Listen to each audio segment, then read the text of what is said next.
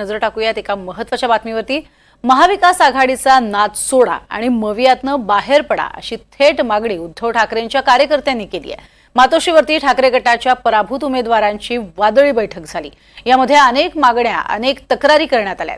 ठाकरेंचं मवियाबरोबर जाऊन काही चुकलंय का पाहूयात।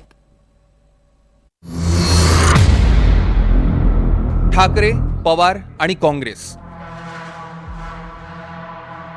महाविकास आघाडीमधलं हे कॉम्बिनेशन चुकलं की काय असं आता खुद्द ठाकरे गटाच्या आमदारांनाच वाटायला लागलंय।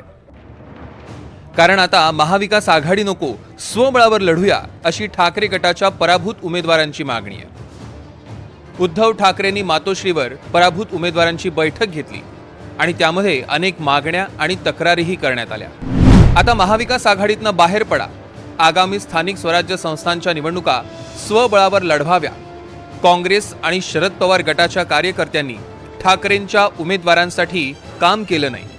विशेषतः सांगोला, पाटण, पनवेल, अलिबाग, सावनेरमध्ये मित्र पक्षांनी ठाकरेंना मदत केली नाही।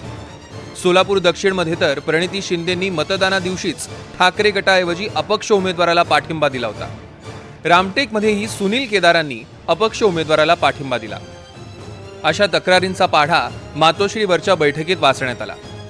स्वबळावर याचा अर्थ सर्वच्या सर्व मतदारसंघात या महाराष्ट्राच्या 288 विधानसभा मतदारसंघात पूर्णपणे बूथ लेवलपर्यंत शिवसेनेचं संघटन मजबूतीनं उभा झालं पाहिजे किंवा उभं केलं पाहिजे असा एक याच्यातला सूर होता। आणि नॅचरली अशा पद्धतीनं ज्यावेळेस मजबूती होती त्यावेळेस निवडणुका लढता येतात ताकदीनं। ठाकरे महाविकास आघाडीबरोबर लढले ते चुकलं का अशी चर्चा आता या बैठकीनंतर सुरू झाली आहे। निवडणुकीच्या तोंडावर जागा वाटपावरून संजय राऊत आणि नाना पटोले यांच्यामध्ये टोकाचे वाद झाले। यामुळे मतदारांमध्ये चुकीचा मेसेज गेला। पण ऐन निवडणुकीच्या तोंडावरती काँग्रेसने नाना पटोले यांना बदलून बाळासाहेब थोरात यांच्यावरती जबाबदारी दिली। यामुळे विदर्भातील काँग्रेसच्या कार्यकर्त्यांमध्ये चुकीचा मेसेज गेला। या सगळ्या घडामोडींमुळे मित्रपक्षांनी एकमेकांचं काम केलं का हा खरा प्रश्न आहे। हिंदुत्व हा ठाकरेंचा मूळ डीएनए।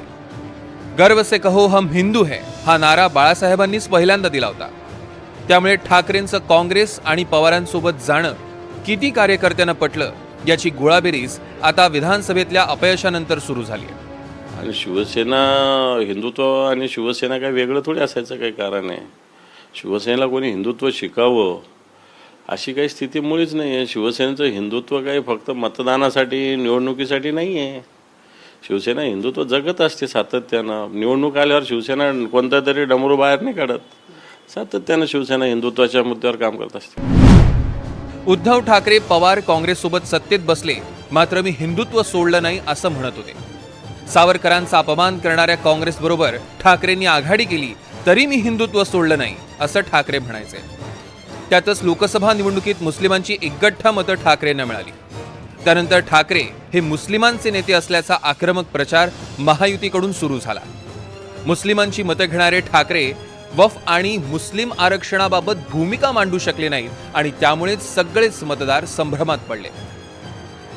कार्यकर्त्यांच्या मागणीनंतर उद्धव ठाकरे महाविकास आघाडीच्या बाहेर पडणार का याकडे आता लक्ष आहे। त्यावर काँग्रेसचं म्हणणं आहे, मला वाटतं प्रत्येकाचं वेगवेगळं मत असू शकतं। आत्ताच याबाबत करणार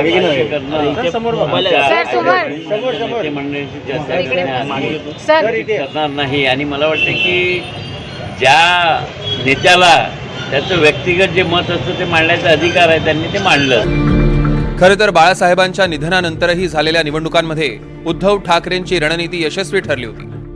2014च्या विधानसभा निवडणुकीत ठाकरेंच्या शिवसेनेला 63 जागा मिळाल्या, तर 2019च्या निवडणुकीत ठाकरेंच्या जागा होत्या 56।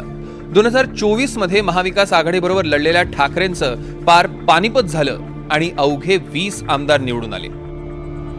ही आकडेवारी पाहता पक्ष टिकवण्याचं मोठं आव्हान ठाकरेंसमोर आहे। महाविकास आघाडीतून बाहेर पडावं यासाठी उद्धव ठाकरे यांच्यावर पक्षातून दबाव बराच आहे, परंतु आता या क्षणाला ते तो निर्णय घेऊ शकतील की नाही याच्याबद्दल शंका आहे। कारण असं आहे की 2-3 महिन्यात स्थानिक स्वराज्य संस्थांच्या निवडणुका सुरू होतील आणि मुंबई महापालिकेची निवडणूक ही उद्धव ठाकरेंच्या दृष्टीने अतिशय महत्वाची असणार आहे। कारण या निवडणुकीवर त्यांचं ते परत राज्यात उभे राहू शकणार की नाही याचा निर्णय होणार आहे. आता मुंबईचा जर विचार केला तर मुंबईमध्ये लोकसभा निवडणुकीत त्यांचे 3 खासदार निवडून आले किंवा आत्ताच्या झालेल्या विधानसभा निवडणुकीत राज्यभरात त्यांची वाताहत झाली, पण मुंबईत त्यांच्या 20 पैकी 10 आमदार मुंबईतून निवडून आले. आणि हे काय त्यांच्या शिवसेनेच्या मूळ जो जनाधार आहे त्याच्या आधारावर निवडून आलेले नाहीत, तर काँग्रेसकडून ज्यांना जे एक अतिरिक्त मतं मिळत आहेत किंवा काँग्रेसची मतं त्यांच्याकडे ट्रान्सफर होत आहेत त्याच्या बळावर मिळालेलं हे यश आहे. त्याच्यामुळे स्वाभाविकच पुढच्या काळात निर्णय घेताना या गोष्टीचा विचार होईल. अर्थात स्थानिक स्वराज्य संस्थांमध्ये सगळीकडेच काही आघाडी होईल असं नाही, परंतु मुंबई महापालिका त्यांच्या दृष्टीने फार महत्वाची आहे आणि काँग्रेस बरोबरची मुंबईतली आघाडी या परिस्थितीमध्ये ते तोडू शकतील असं आज तरी दिसत नाही. याआधी उद्धव ठाकरे महाविकास आघाडीतनं बाहेर पडणार होते आणि त्यांची पंतप्रधान मोदींशी भेट झाली होती असा गौप्यस्फोट दीपक केसरकरांनी केला होता.